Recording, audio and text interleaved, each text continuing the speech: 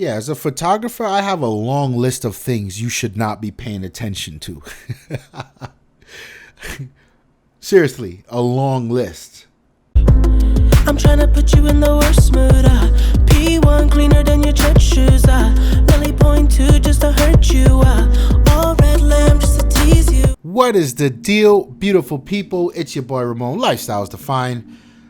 I want to extend this piece of advice, a few pieces of advice actually. I gave someone that hit me up in Instagram the other day, and he said, he just wrote me and said, hey, I see you got a pretty dope feed, and I'm a beginning photographer. He had about 5 or 6 images, and there was some decent images, right?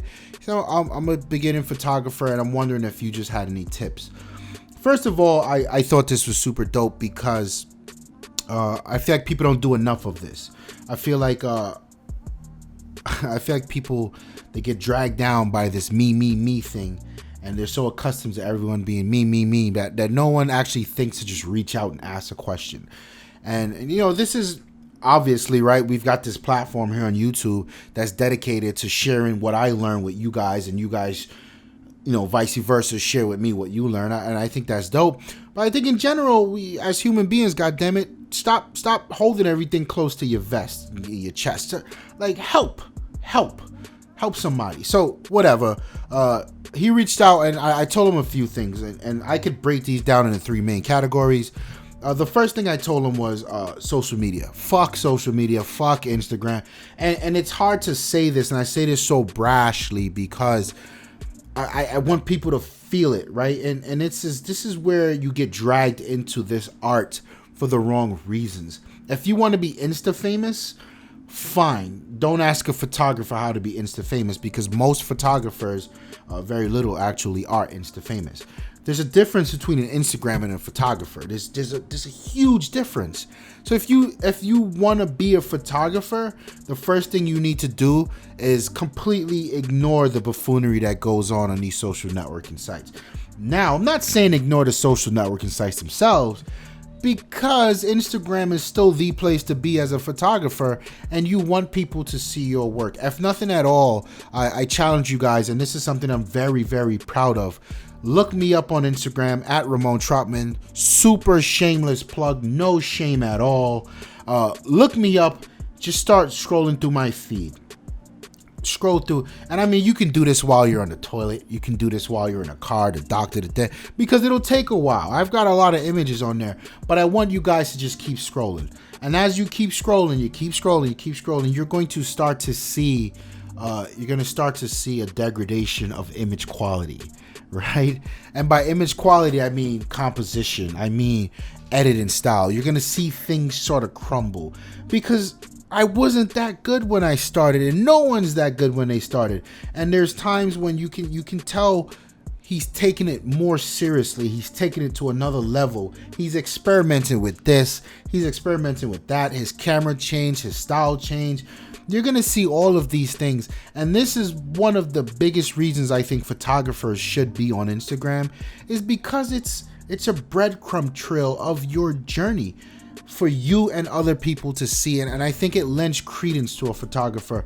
I've seen people with Instagram accounts where they go back and delete their stuff from 2 years, 3 years. I'm not deleting anything.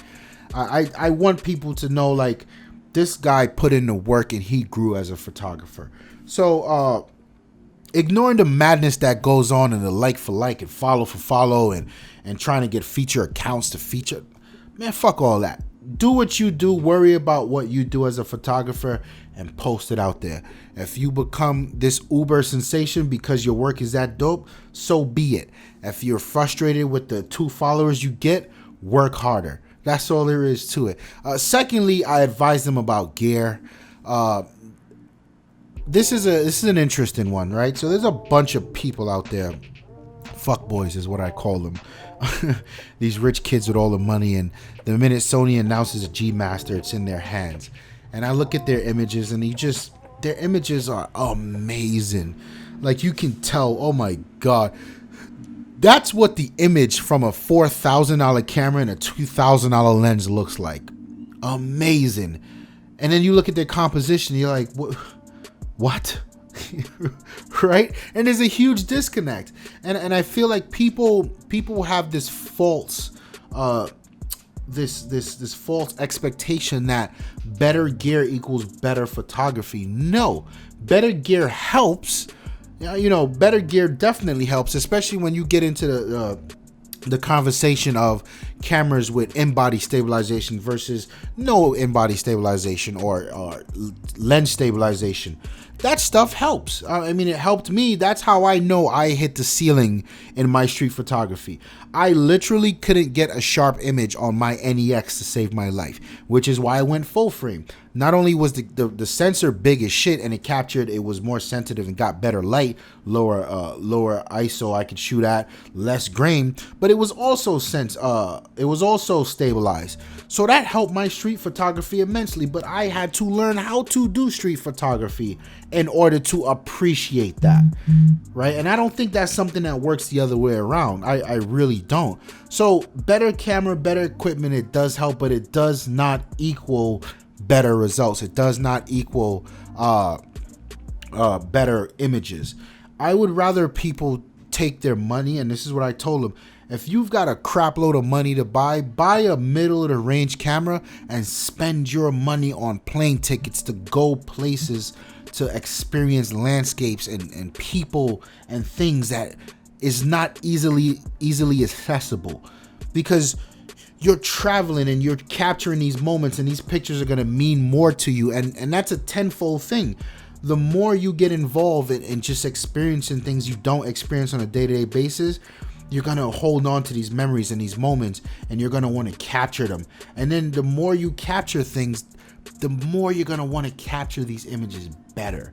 And it's going to force you. You're going to get home and look at pictures from trip 1 and say, oh my God, I love these pictures, but I really wish I'd have did this better, captured that better, composed this differently. And then when you go on trip 2, you're going to take all the lessons you learned from trip 1 into trip 2, and that's going to be so much better, and you're just going to snowball. That's where you should spend your money, not gear. And then the third thing was I told them to beware of people's opinions, which was the most ironic shit I could have said, because I am a person with opinion and I'm giving him advice.